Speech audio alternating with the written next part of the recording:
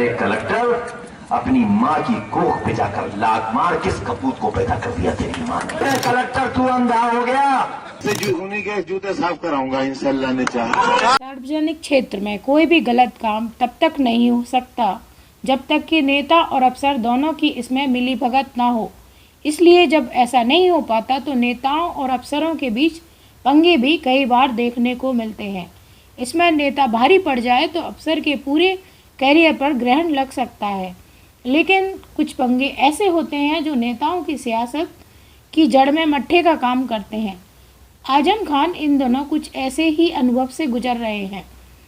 साल 2019 में hate speech के मामले में आजम खान को 3 साल की सज़ा सुनाई गई है।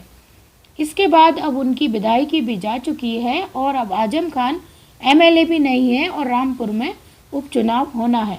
वहीं उम्र के इस पड़ाव पर आजम खान के लिए ये एक बड़ा झटका माना जा रहा है। जो आजम खान अपने को रामपुर का बेताज बादशाह मानते थे, अब उन्हीं आजम खान के लिए अब रामपुर में सम्मान से सिर उठाकर चलना मुश्किल हो गया है। और कहा तो ये भी जा रहा है कि अभी तो ये शुरुआत है। आजम खान समेत उनके दोनों बेटों, पत्नी, बहन पर अभी दर्जनों मामले चल रहे हैं और अभी तो सिर्फ एक का फैसला आया है। बात करें आजम खान की तो वैसे तो आजम खान को ये सज़ा हेट स्पीच के लिए दी गई है, लेकिन इसकी कहानी इतनी भी आसान नहीं है। इस कहानी का एक अहम किरदार है वह आईएएस ऑफिसर जिसकी आजम खान ने कभी जमकर लानत मलानत की थी। यहाँ तक कि आजम खान ने उस आईएएस से अपने जूते तक साफ कराने की बात कह डाली थी। इस आईएएस का नाम है आंजनेय कुमार। फिलहाल वह मुरादाबाद के मंडल आयुक्त हैं।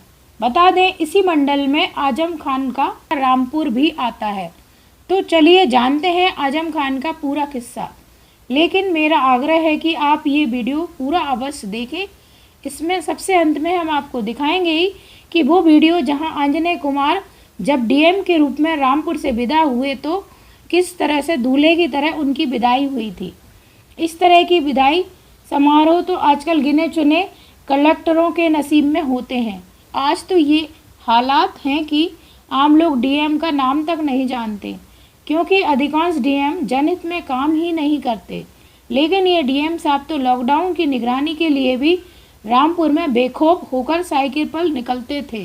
खैर, आजम खान और आंजनेय कुमार के बीच चले इस वैध अवैध के संघर्ष में इस पूरे वाक़ये को समझने के लिए आपको चलना होगा सबसे पहले साल 2019 में।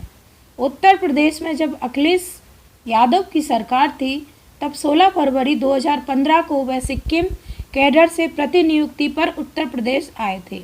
बाद में सूबे में योगी की सरकार आई और फरवरी 2019 में आंजनेय को रामपुर का कलेक्टर बना दिया गया। यहाँ आजम खान की तूती बोलती थी। आलम यह था कि आजम खान के सामने बोलने की हिम्मत अफसर नहीं जुटा पाते थे। लेकिन यहाँ आते ही आजम खान के खिलाफ ताबड़तोड़ कार्रवाई शुरू कर दी। कैसे हुई ये शुरुआत एक इंटरव्यू में उन्होंने खुद बताया है। दिमाग में था इतने सीनियर लेवल पे फर्स्ट पोस्टिंग के डिस्ट्रिक्ट जा रहे हैं और रामपुर में बहुत अनविलिंगली आया था। और उस समय मुझे याद है कि मेरी तबीयत भी थोड़ी ठीक नहीं। अब ये संजोग ही है कि मैं रोड पे जा रहा था एक कार्यक्रम में शामिल होने के लिए और मैंने देखा कि सामने पीडब्ल्यूडी की रोड पर ही लो लेवल का एक गेट खड़ा है। तो मैंने उसके बारे में इंक्वायरी की और ये मेरे ज्वाइन करने के 10-12 दिन बाद हुआ। तो फिर मैंने सबसे इंक्वायरी की तो पता चला कि इसका तो रिमूवल का आदेश पारित है, फिर भी नहीं हुआ है। फिर मैंने अधिकारियों को बुला के पूछा क्यों नहीं हुआ भाई। तो कोई कुछ बहाना बनावे, कोई कुछ बहाना बनावे। मैंने अपने अधिकारियों को कहा कि ये गेट इलीगल है तो रिमूव होगा। तब तक फिर 2-3 और चीज़ें मेरे संज्ञान में लाई गई जिस पे भी पहले से आदेश पारित था और फिर भी वो रिमूव नहीं हुए थे या अवैध कब्जे में थे। तो मैंने इन्फोर्समेंट का आदेश दिया, इन्फोर्समेंट हुआ। तब तक मुझे ये आइडिया नहीं था कि इसको पॉलिटिकल इशू इतना बनाया जाए। अब यहाँ पे लेकिन एक दुविधा थी। ये पता था कि ये यहीं पे चीज़ नहीं रुकेगी। एक निर्णय था जो कड़ा लेना था मैं बहुत ही सौभाग्यशाली हूँ और थैंकफुल हूँ कि सरकार ने इसमें पूरी तरह से मेरे साथ खड़ी रही। उसने काफ़ी ताकत दी मुझको, इसमें कोई दो राय नहीं है। कई बार ऐसा होता है कि और माननीय मुख्यमंत्री जी ख़ास तौर पर, ये केवल रामपुर में ही नहीं, ये फतेहपुर में भी था। लोगों को लगता है केवल रामपुर, ये फतेहपुर में भी था। और निर्देश बड़े स्पष्ट होते हैं कि आप विधिक रूप से जो सही है वही करिए, इसके अलावा कोई स्पेशल निर्देश नहीं होता। फिर आए लोकसभा चुनाव। इस चुनाव के दौरान डीएम आंजनेय अब जिला निर्वाचन अधिकारी की भूमिका में थे। कोई हैरानी नहीं कि इस दौरान आजम खान लगातार उनके ऊपर निशाना साध रहे थे। अफसरों पर हमला बोलते बोलते आजम शब्दों की मर्यादा तक लांघ गए थे। आजम खान ने इस दौरान डीएम से जूते साफ कराने तक की बात भी कह डाली थी। क्या कहा था आजम खान ने, आप खुद सुन लीजिए। पलटर से मत डरियो, ये तनखैया है, तनखैयों से नहीं डरते हैं। और देखें कई मायावती जी के फोटो, कैसे बड़े बड़े अफसर रुमाल निकाल के जूते साफ कर रहे हैं। हाँ, उन्हीं से है गठबंधन। हाँ, उन्हीं के जूते साफ कराऊंगा इंशाल्लाह ने चाहा। करने आया हूँ आज से अपनी ताकत को मत बटने को, और ये कांग्रेस का जो वोट कटा हुआ बीजेपी के कैंडिडेट को जिताने के लिए घूम रहा है, इसने ले लिए होंगे पैसे वहां से अच्छे खासा। 6 गाड़ियों में भरकर नोट आए हैं। कलेक्टर तू अंधा हो गया, हमारे गरीबों के तो थैले देख रहा है। बीजेपी की 6 गाड़ियां तूने तलाश नहीं की, वो नहीं दिख रहा तुझको। बहुत उसूली बनता है। मैं बताऊंगा तेरे भाई के कारनामे, आ गई है उसकी भी रिपोर्ट मेरे पास। बताऊंगा तू कितने अच्छे परिवार से, मुझे मारेगा, खून बहाएगा रामपुर में, चुनाव नहीं होने देगा, बीजेपी का इलेक्शन लड़ाएगा। किसके कहने से? उत्तर प्रदेश के मुख्यमंत्री के कहने से, जो खुद 302 का मुलजिम है।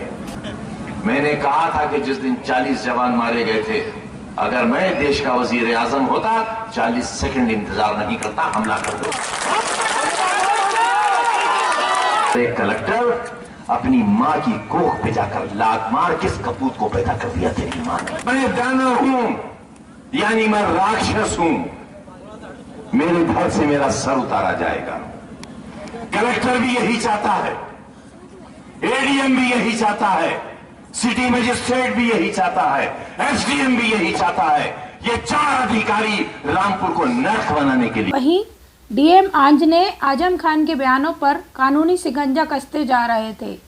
एक के बाद एक मुकदमे दर्ज होते गए।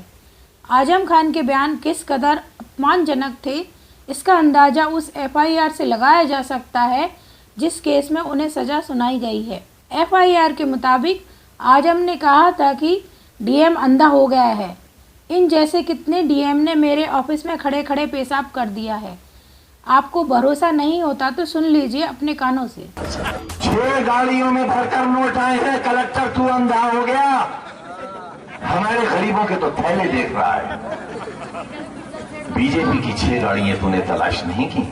कोई हैरानी नहीं कि लोकसभा चुनाव खत्म होते ही आजम के खिलाफ कई केसेस दर्ज किए गए। आईएएस आंजनेय का कहना है कि हमने पूरी तरह से निष्पक्ष चुनाव कराया था। प्रशासन के आरोप कोर्ट में सही साबित हुए। इस फैसले पर आजम खान क्या बोले ये भी सुन लीजिए। देखिए, ये मैक्सिमम पनिशमेंट था, उसमें मैंडेटरी प्रोविजन उस बिना पर लेकिन मैं इंसाफ। इस मामले में सबसे अधिक गौर करने वाली बात यह है कि सिर्फ वर्ष 2019 में ही आजम खान पर दर्ज हुए मुकदमों की संख्या 93 थी।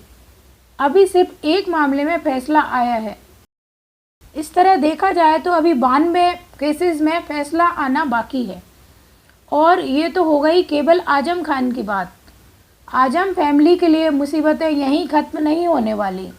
आजम के अलावा उनकी पत्नी और पूर्व सांसद तजीन फातिमा के खिलाफ 34, एमएलए बेटे अब्दुल्ला आजम पर 46 और बड़े बेटे अदीब पर 32 मुकदमे दर्ज हैं।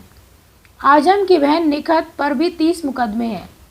इस मुकदमेबाजी में आजम खान समेत परिवार के सदस्यों को काफ़ी समय जेल में गुजारना पड़ा है। पत्नी 10 महीने, बेटा 23 महीने जेल में रहे। वहीं आजम भी लंबे अरसे जेल में रहे हैं। और सबसे अंत में वो वीडियो देख लीजिए जो बताते हैं कि डीएम के रूप में रामपुर में काम करते हुए आंजनेय कुमार कितने लोकप्रिय हुए कि एक दूल्हे की तरह उनकी विदाई हुई।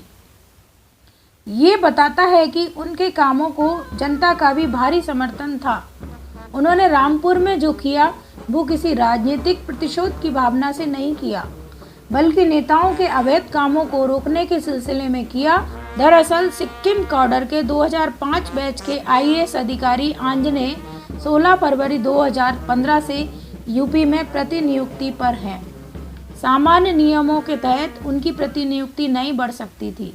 केंद्र ने नियमों को शिथिल कर ये मंजूरी दी है और जनता पर बोझ बन चुके नेताओं के खिलाफ से राहत मिलने के कारण जनता का समर्थन खुद ब खुद मिलता गया। और अब आप ये भी जान लीजिए कि आजम खान पर कार्रवाई के कारण अब आंजनेय कुमार योगी सरकार के खासे लाडले हो गए हैं और उनकी उत्तर प्रदेश में डेपुटेशन अवधि 2 साल के लिए बढ़ा दी गई है। ब्यूरो रिपोर्ट, सच तक।